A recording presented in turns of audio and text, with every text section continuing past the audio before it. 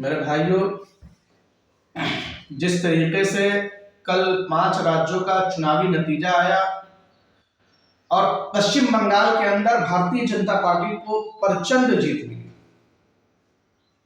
बहुत बड़ी जीत मिली। 200 plus seat गया, ये बहुत बड़ी जीत है। किसी का ये अनुमान नहीं था, किसी के जहन में भी ये नहीं था। कोई एग्जिट पोल दिखा रहा था कि जो 200 पार जाएगा, बाकी इतना कोई आदमी अपने ख्याल में भी नहीं ला सकता था कि इतनी सीट मिल सकती है भारतीय जनता पार्टी को। ये तो ऐसा लग रहा था कि ममता बनर्जी के खिलाफ लहर थी, भारतीय जनता पार्टी की वहां आंधी थी। इस तरीके से चुनावी नतीजा है। हाँ, और क्या कहते हैं कि आसाम के अंदर फिर जो है भारतीय जनता पार्टी की प्रचंड जीत मिली, वहां भी अच्छी सीट आई। तो खैर वहां लोग अंदाजा लगा रहे थे, क्योंकि हेमंता बिस्वा शर्मा और पवन खेरा में जो जिस तरीके से मामला चला और हेमंता बिस्वा शर्मा के हिंदुत्व के चेहरे पर जो है वहां वोट पड़ा और उसमें वो कामयाब हो गए। वहां जो है ध्रुवीकरण करने में हेमंता बिस्वा शर्मा जो है कामयाब हो गए और वहां जो है ना लग रहा था कि मतलब जीत होगी और मार्जिन के साथ जीत। और केरला के अंदर जो कांग्रेस की सरकार आई, केरला में भी इस तरीके का नहीं लग रहा था कि इतनी सीट आ सकती है, लेकिन वहां भी पूर्ण बहुमत से जो एक राज्य सिर्फ जो है लेफ्ट का बचा हुआ था कम्युनिस्ट पार्टी का, वो एक तरह वही राज्य था जहां उसकी सरकार थी, वो भी अब खत्म हो गई। यहां से समझिए कि लेफ्ट का जो है पूरी तरीके से सफाया हो गया। और तमिलनाडु में जो सबसे आश्चर्य की बात है कि वहां बताइए कोई भी एग्जिट पोल उनको जो है 2 सीट से ज्यादा नहीं दे रहा। अब देखिए कितना सीट जो है उनका जो है कि जो अब सरकार बनाने जा रही है जयप्रकाश थल्ला, इतना मतलब ये भी बहुत बड़ी बात है भाई कि 2 साल पुरानी पार्टी और इस तरीके से मेजोरिटी में आना और उसके बाद जाकर के जो है चुनाव की तैयारी करना, कैंपेन करना और चुनाव इस तरीके से जीतना कि सरकार बना लेना, ये बहुत बड़ी बात है। खैर ये समझिए कि वहां एक नई राजनीति का जो है ये हुआ है।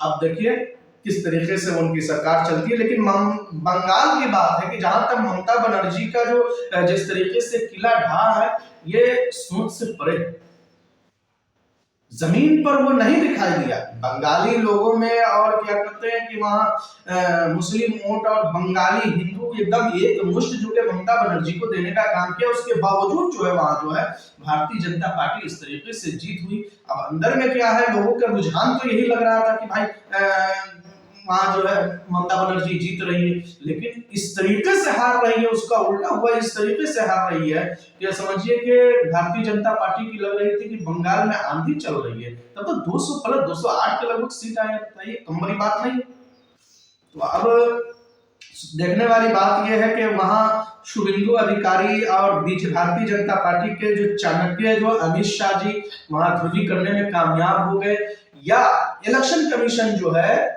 27 लाख लोगों का वोट काटा और जिस तरीके से 27 लाख लोगों का वोट नहीं, सॉरी, उनको जो सस्पेंस में रखा, 90 लाख लोगों का वोट काटा।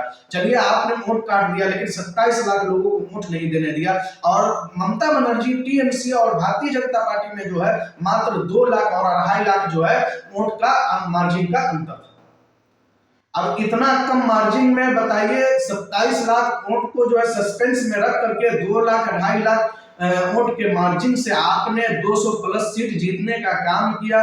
ये बहुत सोचने वाली बात है। और चुनाव आयोग किस तरीके से वहां जो है बंगाल के अंदर भारतीय जनता पार्टी के लिए काम किया, ये सारी दुनिया देख रही है।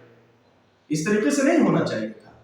सुप्रीम कोर्ट में यह मामला गया हुआ है। सुप्रीम कोर्ट ने कहा है बाकायदा कि अगर जिस असेंबली में जितना वोट कटा है, अगर उतने मार्जिन से जीत हार होती है तो हो सकता है वहां दोबारा जो है इलेक्शन कराया जाए। लेकिन वहां तो भारतीय जनता पार्टी की सरकार आ गई है। अब ये मुश्किल है कि वहां क्या करते हैं कि दोबारा इलेक्शन कराया जा सकता है। लेकिन देखिए ममता बनर्जी तो कोर्ट में जाएंगी, आगे का मामला आप देखिएगा। क्या करते हैं, अभी तो चुनाव का अभी रिजल्ट ही आया है। आप देखिए ममता बनर्जी हो सकता है कि वो कोर्ट जाएगी और कोर्ट में क्या उनको इंसाफ मिल पाता है कि नहीं मिल पाता है, ये देखने वाली बात होगी। लेकिन इस तरीके से क्या कहते हैं कि चुनाव आयोग जो है बंगाल के अंदर इंटरफेयर किया कि लग रहा था कि बंगाल नहीं पूरे देश को जीतने जा रहे हैं। अमित शाह जिनको चाणक्य कहा जाता है, वो डेरा डंडा वहीं डाल दिए और पूरी तरीके से ये समझिए कि चुनाव में बहुत बड़ी धांधली। एक तो ये कि रिजल्ट आने में इतनी देरी कर रहे थे, एक राउंड की गिनती दूसरे राउंड की गिनती में इतना टाइम लगा रहे थे कि मतलब बहुत बहुत टाइम, जो जो टाइम होता है उस टाइम के एतबार से बहुत ज्यादा टाइम लगा, काउंटिंग बहुत सी लोग किए हुए थे। अब देखिए, लेकिन ममता बनर्जी जो है वो चुप रहने वाली नहीं है, कोर्ट जाएगी। अगर उनको हो सकता है वहां से अगर इंसाफ मिल गया, अगर उस असेंबली में, जिस असेंबली से जो जो लोग जो हारे हैं, जितना वोट कटा है नहीं से अगर हार जीत हुई है, तो देखने वाली बात यह होगी कि दोबारा हो सकता है चुनाव कराया जा सकता है।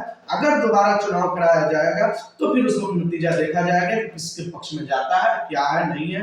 खैर, ये ईवीएम पर जब सारी पार्टियों को संदेह है, तो भारतीय जनता पार्टी को भी चाहिए कि ईवीएम को हटा देनी चाहिए। जब वो निष्पक्ष तरीके से चुनाव पर जीत रही है, और चुनाव आयोग को भी चाहिए कि जब निष्पक्ष तरीके से आप चुनाव करवा रहे हैं तो आपको चाहिए कि ईवीएम हटा देनी चाहिए, क्योंकि हमको मालूम है कि भाई हम अपने बल पर जीत रहे हैं, अपने बदौलत जीत रहे हैं, हमको ईवीएम हटाने में क्या लगा। खैर देखिए, ममता बनर्जी कोर्ट जाती है, क्या मामला होता है आगे देखने वाली बात होगी। लेकिन वही होता है कि सत्ता में आ गई है भारतीय जनता पार्टी, अब कुछ होना बहुत मुश्किल है।